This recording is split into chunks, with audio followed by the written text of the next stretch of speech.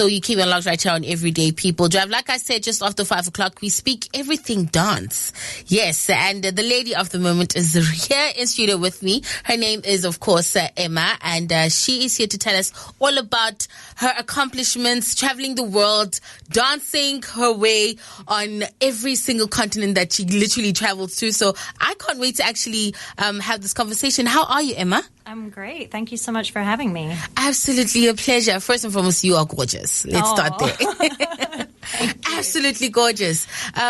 Before we get straight into the crux of things, let me just lay out the red carpet for you. Of course, Emma has spent her life in the dance community. From the age of 3, she danced ballet and, of course, tap, engaging in exams, competition, and performance. At the age of 15, she became the youngest dance teacher in Scotland, with local media outlets covering her career. She collaborated with organizing spaces to give community classes and in creating a market plan to promote the classes, and led to Aldot Group performing a samba in parades and festivals, including globally known Edinburgh Fringe Festival. At the age of 18, she founded the dance company in Latin Favor, which taught salsa in Glasgow. First and foremost, let's start there. You've been literally everywhere. I have been to a lot of places. Now, I just want to know from you, how does it feel dancing your way through the world? There's something about living in different countries that just gives you a broader perspective, particularly with the types of dances that are being done these days and the fusions that are coming out. Like, there's so much room for playing with, like, the complexity of like different cultural dances, like different dances from different countries.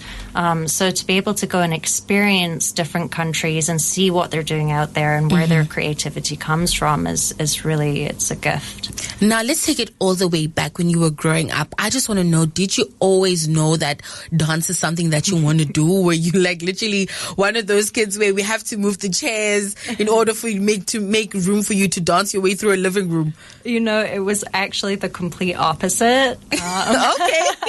My mother used to force me to go to ballet, and I hated it. Really? Yes, absolutely. And then our ballet teacher retired, and then the dance movies started coming out. So like obviously Dirty Dancing, yes, but like Center Stage and Step Up. And I remember watching those movies and being like, oh wow, dancing. And yes, that was it for me. Which is absolutely amazing, because we grew up watching those TVs and those movies, and sometimes we were like, can I do that? Can I really? Especially when with Step Up, it's like it's something totally different. Now, I just want to know from you, being in the dance community, do you feel like dance is a language of its own, whereby you can communicate through dance, movement, the arts, in different forms, whether it be here in South Africa or in another world? Oh, absolutely. I mean, and not just in sort of performance, but it's always incredible to me how many people have the same story with dance, where they've been going through something in their life. Maybe it's like an emotional issues, or where they grew up, or so many different things. It could be so many different things that affect them deeply, and dancing is a way that they have been able to express what's inside, even when they can't quite tap into it. Now, with the countries that you've traveled to, obviously you have a vast experience in many different countries and here back home. I just want to know from you, what is the one lesson that you've taken away internationally that you wish you brought right here in South Africa? Oh, that's a great question. So what's the lesson that I've sort of learned outside of the country that I haven't experienced here? I think, well, it kind of depends on whether people are dancing for fun or professionally, because I think there's a great culture of dancing socially here, and dancing as part of different cultures. It's something that's very prevalent here, and it's what makes Africa such a rich dance community. I think training-wise, what I have noticed is that in other countries, people train a lot. Like they're constantly, it's like even once they get to the point where they're considered to be very good or even one of the best, like they're training all the time. And I think that there has been a lack of the same access to education here outside of like a formal education. Absolutely. So you can go to a university and do a big course, but not everybody has the time or the money to do that. And I think what I noticed was that there wasn't really access to consistent training, which would be accessible to more people, which is why I opened the Hub Dance Studio. Now, speaking about the Hub Dance Studio, I just want to know, what was the relationship? What was the idea behind you starting the Hub Dance Studio? Because I feel like right here in Cape Town, there's so many elements. People dance on the street, like especially when there's Festival of Lights, people dance everywhere. What was the intention behind opening a dance studio for young people and old people?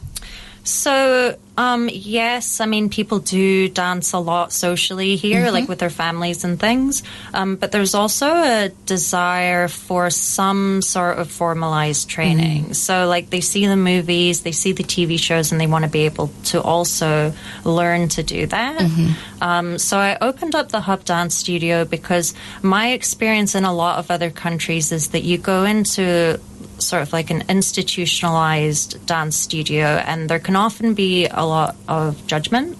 And so for people, especially adults who are trying to learn to dance for the first time, it's a scary process. Or for somebody who used to dance and hasn't done it for a long time. Yeah. Like, that's a lot. And so for me, there's no space for judgment in that zone because it impacts the way that people learn, and it impacts their self-confidence, and which in turn impacts their learning. So creating something like the Hub allows people to come in on their own schedule, and it allows them to do this thing that they maybe in the back of their head thought they were never going to be able to do, but at their own pace in a space that's safe and fun. Absolutely. Now, speaking about spaces, what exactly do you offer at the Hub Dance Studio? Oh my goodness! So we offer hip hop, contemporary, Afro contemporary, African, jazz funk, Vogue, heels, and I think that's everything. We do a lot, and we do them from beginner through to advanced. So beginner would be somebody who's maybe literally never danced, or it's been a while, and then we have intermediate and advanced. Absolutely. And now, what are your hopes what are you hoping to achieve with the dance studio, given the fact that it caters to the young and the old? Well, so currently what we're finding is a lot of dancers go from Cape Town to Johannesburg looking for opportunities. So we would like to create a fuller dance scene in Cape Town where people have the choice. And aside from that, I mean, really, because dancing is supposed to be enjoyable. It's supposed to bring joy to people's lives. So even if you're not doing it in a professional sense, just to have people have a fun outlet where they can get some exercise, where they can, develop a new hobby, where they can like meet other people and create community and be part of a community in a healthy way that lets them leave feeling good about themselves and their life. Absolutely. And now, speaking about the young and the old, exactly which age group are we talking about?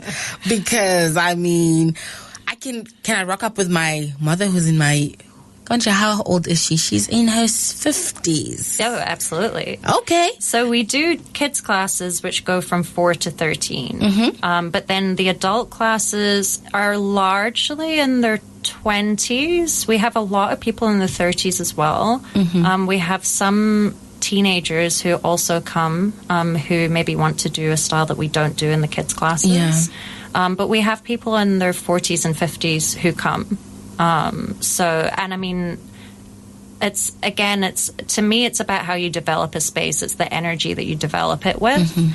Like, people shouldn't be made to feel like they're out of place because they're slightly older than the other people that are there. Like, you're all there, you're all doing the same thing, you're all learning the same content, and you're doing it at the end of the day for the same reason, to have fun and find joy. Absolutely. And now you still keep it locked right here on Everyday People Drive. It's exactly 21 minutes past 5 o'clock. If you do have any questions, do send through on our WhatsApp line on 061 862 1065, or give us a call in studio on 021 448 1352. We're speaking everything dance, and of course, not the dances that we do at clubs, guys. We're speaking about a whole other different element of dance, the ones that you see on TV. So I want to know, for somebody who doesn't understand exactly what dance is, apart from partying scenes and stuff like that, can you please break it down exactly? What's the difference between the party scene and actually dancing professionally, or rather wanting to become a professional dancer? Okay, so there is a place in the dancing that people do at the party scene within formalized dancing. People do freestyle within particularly like the street dances, like hip hop and jazz funk. But when you're going to a dance class, it's just a little bit different, because obviously you have a teacher who has choreographed a set routine. So rather than kind of just pulling it out from what you feel, they're thinking about musicality and flow and angles and what looks good to the music and tells a story and all these things. So it's a little bit more streamlined than freestyling. But there's definitely a place for freestyling in dancing. Absolutely. And now, just to get a bit deeper with you and your career, obviously having vast experience within the dance community, who makes you better at what you do? What I do currently, or yes. I mean, honestly, the students. Because, obviously now I've stepped away from my career as a dancer for quite some time now. and I'm managing the Hub Dance Studio. And the students, what benefits them helps me direct where the Hub should go next. Because it's not just about us as management or the teachers as staff. It's also about the people that are coming through the studio and how we are enriching their experience. Absolutely. And our last question, I just want to know from you, knowing what you know now, what would you tell your younger self who wants to become a dancer? And lastly, of course, your social media handles.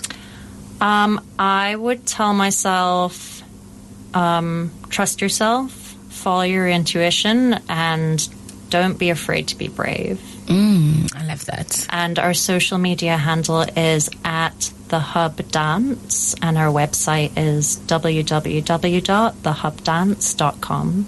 Absolutely. Well, you heard it here. Don't be afraid.